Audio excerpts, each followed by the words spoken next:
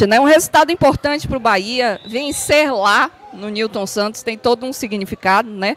Você vencer fora de casa numa Série A tem uma importância imensa. A gente, quando pega a tabela dos jogos, avalia os adversários em casa.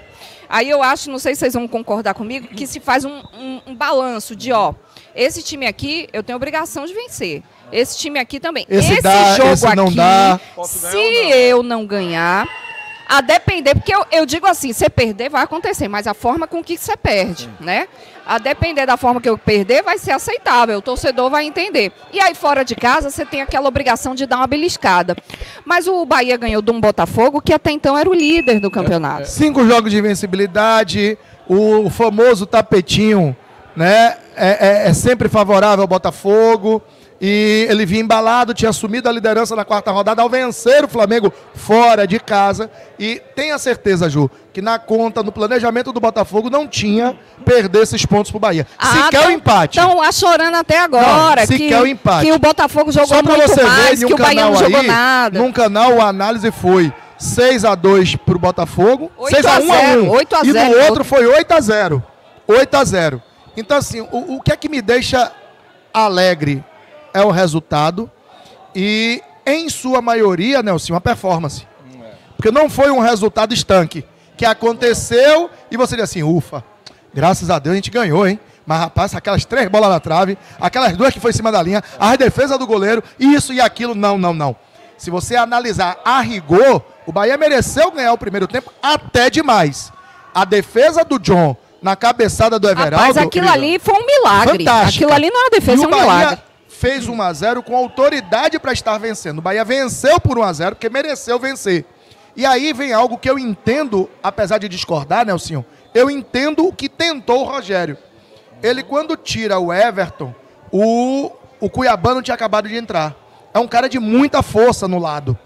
Ele imaginou o seguinte, eu vou arrebentar o Everton, porque o Everton, nessa liberdade que ele tem, ele fecha o lado para dar suporte ao Arias. Se eu mantiver Everton ali, eu vou matar o Everton. Ele vai deixar de criar, vai tentar marcar o Cuiabano e ele não vai nem criar, nem marcar o Cuiabano. Porque ele desce muito com o Everaldo ali. Por isso que ele colocou o Ademir também, que estava... Aí ele foi de Ademir e Rezende no primeiro momento. Eu achei que ele mudou muito cedo.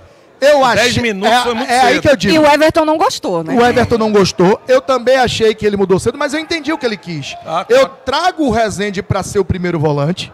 Libero o Caio Alexandre, que tem também posse de bola. Caio ao lado de Jean Lucas e Cauli, vai continuar dominando essa bola e buscando a oportunidade de contra-ataque, liberando Ademir e o próprio Tassiano, porque ele tinha tirado o Everton e o Everaldo. Ele incorporou mais um meio. Incorporou o meio para ganhar essa bola. Só que é o que você disse. O Rezende entrou em uma rotação diferente. Ao entrar em uma rotação diferente, a ideia do Rogério não se concretiza. E não se concretizando, todo mundo acha... ou achou que ele mudou para pior. Ainda teve outra coisa, né? O Botafogo, só voltando rapidinho, que venceu o Flamengo por 2-0, tirou 8 jogadores para jogar contra o Vitória. Tirou. O time que jogou contra o Flamengo foi um. Que jogou contra o Vitória foi o do Flamengo sem 8. E eles retornaram contra o Bahia. Bahia, a exceção do Eduardo, que não pôde. 7 voltaram. Não voltou o Eduardo. Então o Bahia pegou o time que venceu o Flamengo, né? E você virar o primeiro tempo de 1-0, que o pênalti foi um achado. Embora o Bahia merecesse o placar parcial, mas a bola bate na mão, poderia não ter batido. Sim. O Bahia venceu o primeiro tempo de 1-0. O que é que o Botafogo pensa no intervalo do jogo? Vamos para cima, marcar a saída, não deixar o Bahia construir, porque o Bahia tem posse. Se você deixar, ele tem posse e ele tenta protagonizar o jogo mesmo fora de casa.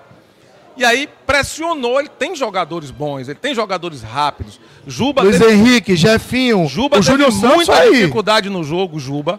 Ele foi muito atacado, o setor dele com o Luiz Henrique no primeiro tempo, o Damian, que é o lateral uruguaio, caía por ali o Júnior Santos, então ele ficou, coitado. Ele estava posicionado, mas os caras vinham em velocidade, ultrapassava, e ele foi uma zona ali que eu pensei até que ia fazer uma substituição com ele, né?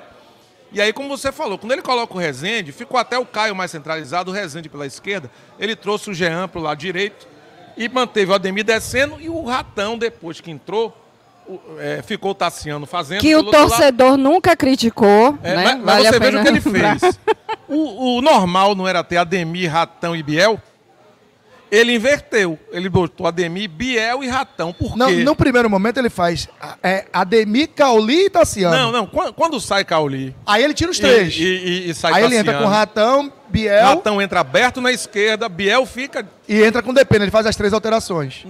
Mas eu tô dizendo assim, à frente ficou Ademir, Biel e Ratão. Ratão. Por quê? Porque Ratão tem força para sustentar o retorno. Que Biel larga um pouco. E era um jogo de... Atenção o tempo todo. Qualquer vacilo ali. E às vezes o Ratão não cumpre isso. Mas nesse jogo ele fez, né? E o lance do segundo gol, Bará, tem uns incrementos nele que são muito, muito bons de observar.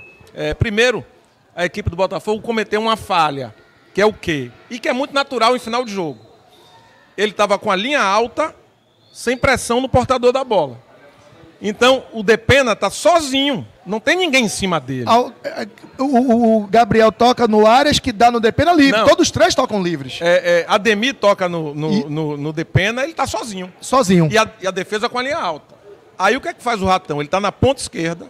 Ele faz o facão, faz a diagonal. Ele faz a diagonal. Que foi perfeito, né? Que foi perfeito, estimulou o Pena, que deu um passe maravilhoso. Também. E tem um outro detalhe. Do jogo é visão de profissional, né? A visão de quem quem lá já dentro, esteve lá dentro. De quem já preparou esse tipo de jogada. Por isso que eu falo assim, eu gosto muito de ouvir o Nelsinho.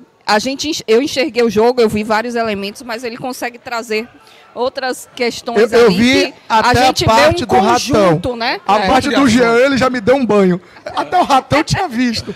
O ataque do Ratão ao espaço, o passe do Depena entre linhas, a movimentação do Ademir puxando aqui pela direita, porque ele poderia, ele sugeriu ao defensor... Você tem que olhar também, Bará, você contar num time... Qual foi a falha do adversário que propiciou que foi você não ter sucesso. atacado o homem da bola, nem ter atacado os espaços. Ele não deixou atacou os o Pena espaços. Com a defesa com a linha alta. Espaçada. Aí o Depena dá um passe. Se o do Cauli já foi maravilhoso, o do Depena foi fantástico. E é um jogador que a gente precisa elogiar. A diretoria do Bahia foi muito assertiva, porque veio de graça. Né? Obrigado, Cudê. E ele encarnou. Brigue com mais 2 aí, Cudê. E ele, meu amigo... Brigue com mais 2. Eu vou te dizer, ele tem o espírito tricolor. Ele entra 6 meses, com a vontade. Ele mal treinou, ele já chegou Ele chegou no Bahia em uma terça-feira, viajou em uma quinta e jogou a estreia no sábado, na sexta, e jogou a estreia no ele mal sábado. treinou. O Inter não foi sábado? Inter sábado. E de lá pra cá ele vem entrando. Aí teve torcedor, tipo o Ícaro, ainda bem, pelo menos Iago Felipe não entra mais. Mas eu vi isso hoje. Nunca mais entrou, né?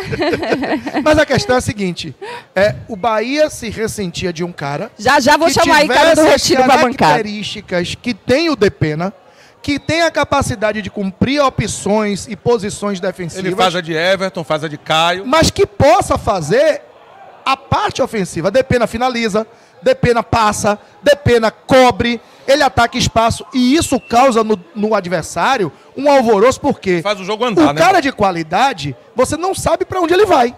E aí você se preocupa. É mais uma preocupação sua do que um cara que você larga lá e diz assim, deixa esse daí que esse daí tá morto, não vai para lugar nenhum. Depena não. Ele qualifica a jogada. Torço para que a direção do Bahia encontre mais Depenas, né?